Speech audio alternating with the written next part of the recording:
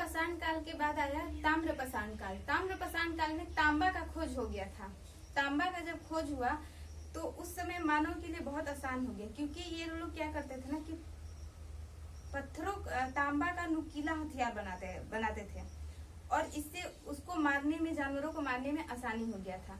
तो ताम्र पाषाण काल आया। ज्यादा कुछ नहीं है। ताम्र पाषाण काल में, ताम्र पाषाण काल को हम लोग चिल्कोलिथ भी कहा करते हैं। ताम्र पाषाण काल को चिल्कोलिथ मतलब तांबा को क्या कहते हैं, कॉपर। कॉपर मतलब चिल्को। ये कहाँ से मिलता है, इसलिए तो चिल्कोलिथ भी कहा करते हैं। ताम्र पाषाण काल को चिल्कोलिथ। आगे बढ़ेंगे तो ये देखिए, ये भारत का नक्शा है। अब डायग्राम में समझिएगा, अकॉर्डिंग टू बोर्ड बना हुआ है। तो यहाँ पर एक जगह है मद्रास। मद्रास में पल्लव रन जगह है, पल्लव रन, जहाँ से पुरातात्विक में क्या साक्ष्य मिला था, तो मानव की खोपड़ी मिली थी, कंकाल मिला था और मेनली खोपड़ी मिला हुआ था, जो हेड होता है वो।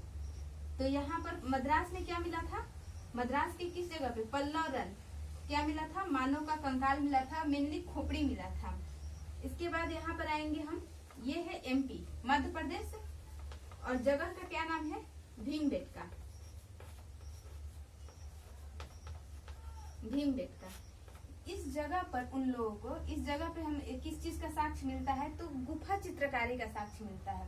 पहले के मानव जो थे, कुछ काम रहता नहीं था जब, तो ये गुफा में चित्रकारी किया करते थे। यहाँ पर ये पहाड़ी क्षेत्र है, तो गुफा चित्रकारी का साक्ष्य मिला। तो क्या वो चित्र कैसे बनाते होंगे, अरे कोई खास चित्र नहीं बना हुआ है, इस तरीके से चित्र बना हुआ मिला साक्ष्य।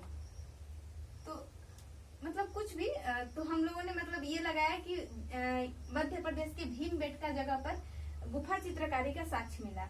ये भीमबेटका किस जिला में है, तो रायसेन जिला में। रायसेन। ये सब क्वेश्चन कब पूछते हैं, तो अगर एमपी का कोई एग्जाम रहता है तो ये जिला वगैरह पूछ लेता है। ऐसे ये भीमबेटका जगह है वहां पे। अब कौन सी पहाड़ी है, तो यहाँ पर विंध्याचल पर्वत है। तो पहाड़ी कौन सी हुआ, विंध्याचल पर्वत। और यहाँ पे नदी कौन सा है, तो नर्मदा नदी है, ये सबको पता है। तो ये भी थोड़ा थोड़ा याद रखना पड़ता है कि एमपी में किस जगह पे कहेगा, तो भीमबेटका। क्या मिला था, तो गुफा चित्रकारी मिला था, वहां पे चित्रकारी मिला हुआ था, जब वो लोग चित्रकारी किया करते थे। तो जिला कौन सा है, तो रायसेन जिला। ये पर्वत कौन सा है, पहाड़ी कौन सा है, तो विंध्याचल पर्वत है। नदी कौन सा है, तो नर्मदा नदी है वहां पे। तो इतना चीजें हम इस एमपी से याद रखेंगे। अब यहाँ पर एक जगह है, ये जम्मू कश्मीर में, ब्रुज, जगह का नाम है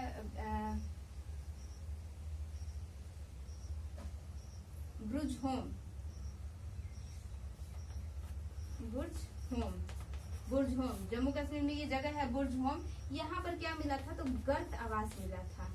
गर्त आवास, देखिए गर्त आवास क्या होता है ना, कि जम्मू कश्मीर में ऑब्वियसली ठंडा ज्यादा पड़ता है, तो उस समय ठंड से बचने के लिए मानव क्या करते थे कि जमीन को गड्ढा करके खोद देते थे और बहुत ज्यादा दूर में खोद दिया करते थे, उसी के अंदर वो रहा करते थे।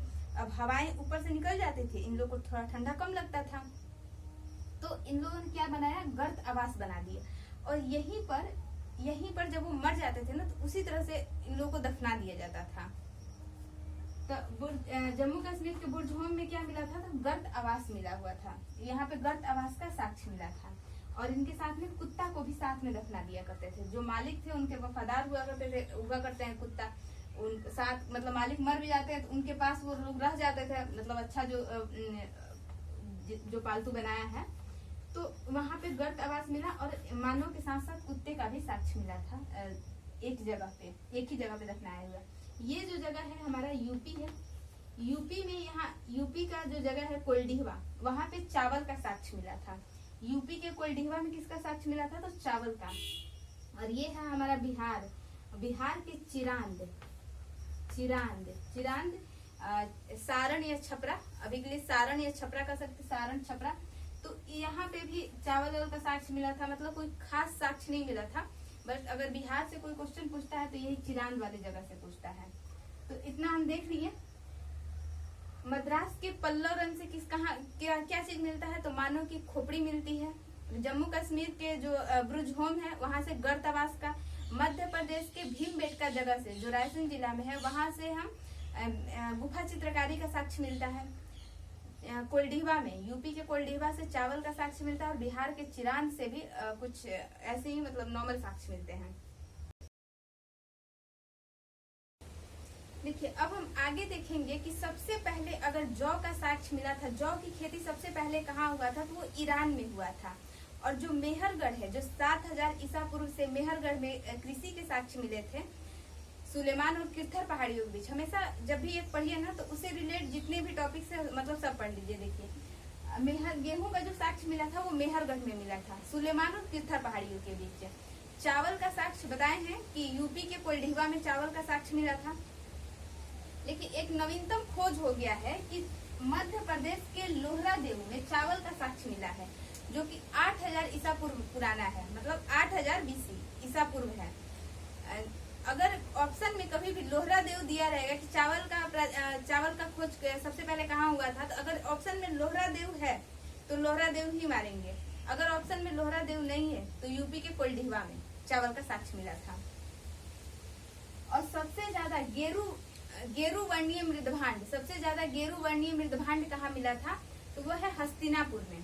हस्तिनापुर जहाँ से महाभारत हुआ वहां पे मिला था। तो ये 3-4 बातें हैं जिसको याद रखेंगे कि जौ की सबसे पहले जौ कहाँ मिला था, जौ की खेती कहाँ हुई थी, तो ईरान में। और उसके बाद गेहूं का यहाँ मेहरगढ़ में सुलेमान और किरथर पहाड़ियों के बीच। ये सबसे लंबा समय तक मेहरगढ़ ही फल फूल रहा था, जैसे कि आद्य ऐतिहासिक काल में भी था और ये ऐतिहासिक काल में भी इसके साक्ष्य देखने को मिले थे।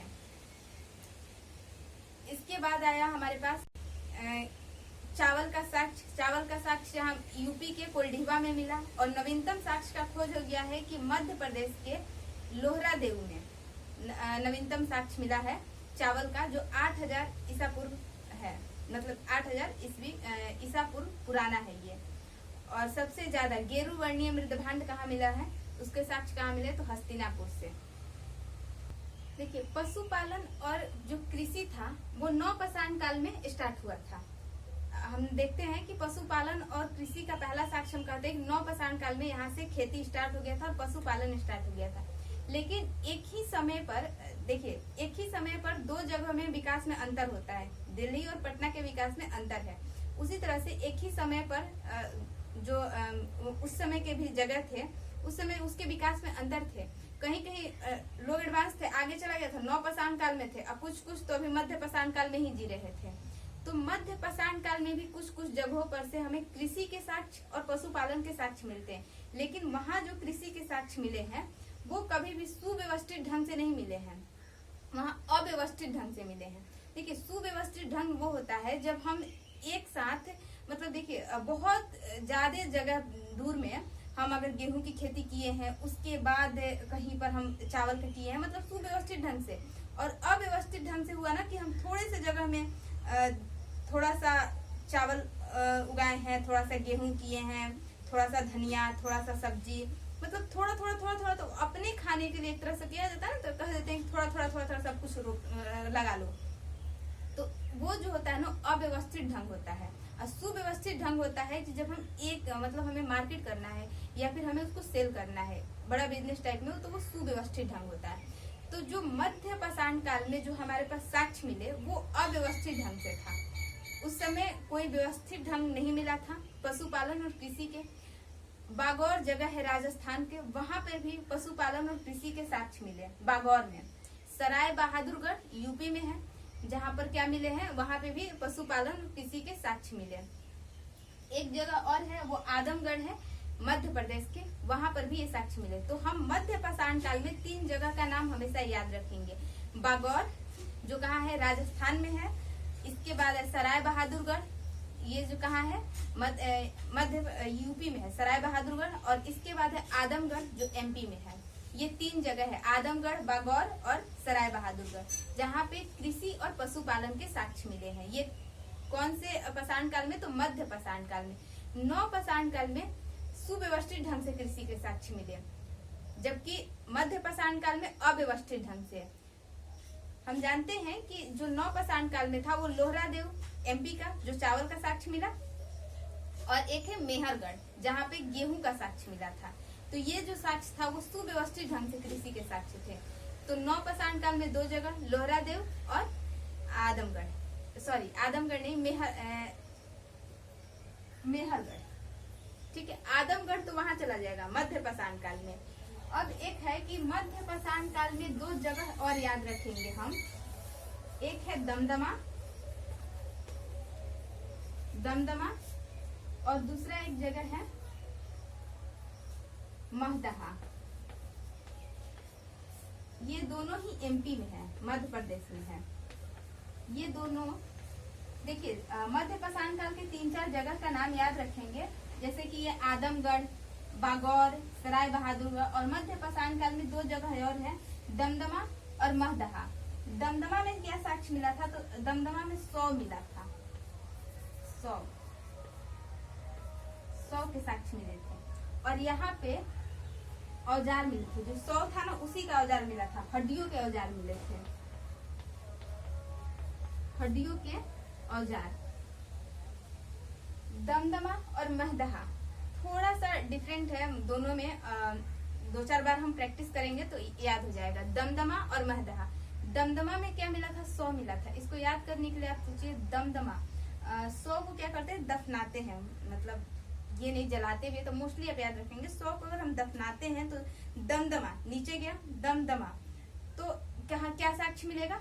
तो 100 का। और महदहा में 100 का ही, जो हड्डियों के औजार मिले थे महदहा में। ये कौन से कालखंड में था? तो मध्य पाषाण काल में। ये 2 जगह भी याद रखेंगे, दमदमा और महदहा। दमदमा में 100 का साक्ष्य मिला था, महदहा में हड्डियों के औजार मिले थे। और ये जो 3 नाम है ये भी हम याद रखेंगे। अव्यवस्थित ढंग से था यहाँ पे, हमें ये तो याद ही है, लोहरादेव और मेहरगढ़, क्योंकि लोहरादेव में चावल के साक्ष्य और मेहरगढ़ में गेहूं का साक्ष्य मिला था। ये सुव्यवस्थित ढंग से था। नवपाषाण काल में जो खेती हुआ था वो सुव्यवस्थित ढंग से था, और मध्य पाषाण काल में जो खेती था वो अव्यवस्थित ढंग से था। वो क्या था? आदमगढ़ था, बागौर था, सराय बहादुरगढ़ था। ये 3 जगह थे, आदमगढ़ के एमपी में, बागौर के राजस्थान में, और सराय बहादुरगढ़ के यूपी में, जो अव्यवस्थित ढंग से कृषि के साक्ष्य मिले हुए थे। देखिए, पुरातात्विक विभाग था, पुरातात्विक था और भूगर्भ था। ब्रूस जो थे, जॉन ब्रूस, जिन्होंने इतिहास को लिखित के आधार पर, अनालिखित के आधार पर 3 भागों में डिवाइड किया था। जॉन ब्रूस कौन थे? वो थे पुरातात्विक के और भूगर्भ वैज्ञानिक थे। पुरातात्विक भी थे और प्लस में भूगर्भ भी थे। वो क्या थे? वो विश्व के लिए थे। पुरातात्विक और भूगर्भ वैज्ञानिक वो विश्व के लिए थे। तो भारत के लिए कौन थे? भारत के पुरातात्विक थे कनिंघम। भारत का पुरातात्विक के जनक कौन थे? कनिंघम। और जो विश्व के पुरातात्विक के जनक थे वो थे ब्रूस, जॉन ब्रूस। ब्रूस ही याद रखेंगे, पुरातात्विक और प्लस में वो भूगर्भ थे। ठीक है। अब कोई भी चीज मिला है जो पुरातात्विक में भूगर्भ से मिला, तो उसको कहीं एक जगह रखा गया होगा, तभी हम लोग जान रहे हैं, पढ़ रहे हैं। तो विश्व का एक संग्रहालय है जो कहाँ पर है? कोपेनहेगन में। कोपेनहेगन कहाँ है? डेनमार्क में है। वहां पर एक संग्रहालय बनाया गया है, पुरातात्विक विभाग बनाया गया, पुरातात्विक संग्रहालय कह सकते हैं। वहां पर जैसे कि देखिए, सिंधु सभ्यता में से बहुत सारा ईंट मिला, तो एक ईंट ले जाकर के वहां रख दिया गया। सारे ईंट को ले जाकर नहीं रखा गया, एक ईंट को रख दिया गया।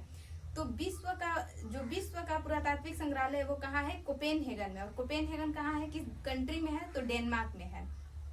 ठीक है। तो भारत का पुरातात्विक संग्रहालय कहाँ है? तो भोपाल, मध्य प्रदेश में है, जिसका नाम क्या है? मानव संग्रहालय। मानव संग्रहालय। जब इंदिरा गांधी प्रधानमंत्री थी तो उस समय इसको चेंज करके नाम क्या रख दिया गया था कि इंदिरा गांधी मानव संग्रहालय रख दिया गया था।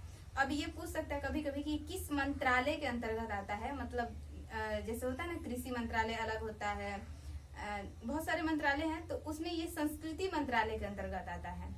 ये जो पुरातात्विक विभाग है जिसका नाम क्या रख दिया गया? देखिए, पहले था मानव संग्रहालय और अब इसका नाम क्या है? अभी इंदिरा गांधी मानव संग्रहालय। जिसका नाम क्या रखा गया? नाम तो बता दिए।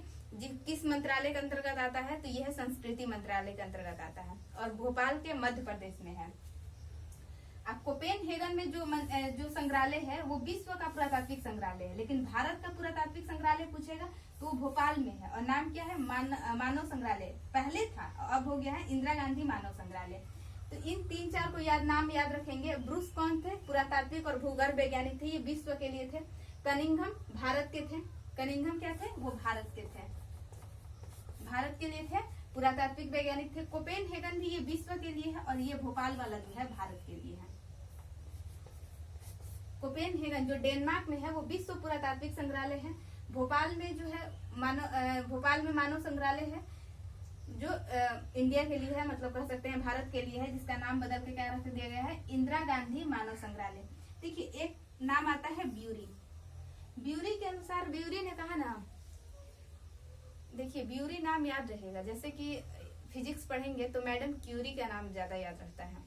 क्यूरी, साइंस में क्यूरी, जो बहुत सारा नोबेल पुरस्कार उनको मिला हुआ है। क्यूरी, मैडम क्यूरी केमिस्ट्री के लिए है। हाँ, तो देखिए ब्यूरी ने कहा ना कि हिस्ट्री जो है, इतिहास जो है, विज्ञान से ना कम है और ना ही ज्यादा है।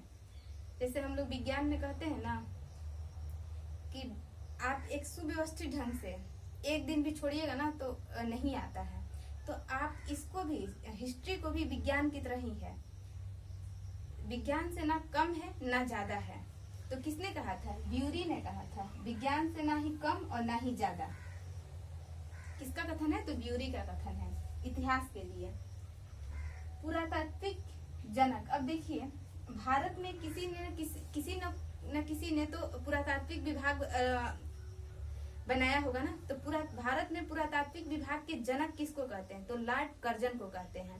भारत में पुरातात्विक विभाग के जनक लॉर्ड कर्जन को कहते हैं, लॉर्ड कर्जन को। और इसी के साथ आप इतना चीजें याद रखेंगे और इसी के साथ प्राक-ऐतिहासिक काल पूरा समाप्त हो गया। मतलब प्राक-ऐतिहासिक समाप्त हो गया। अब हम आद्य ऐतिहासिक काल पढ़ेंगे। तो आप स्क्रीनशॉट भी ले सकते हैं, जब जब हम हट रहे हैं आप स्क्रीनशॉट ले सकते हैं।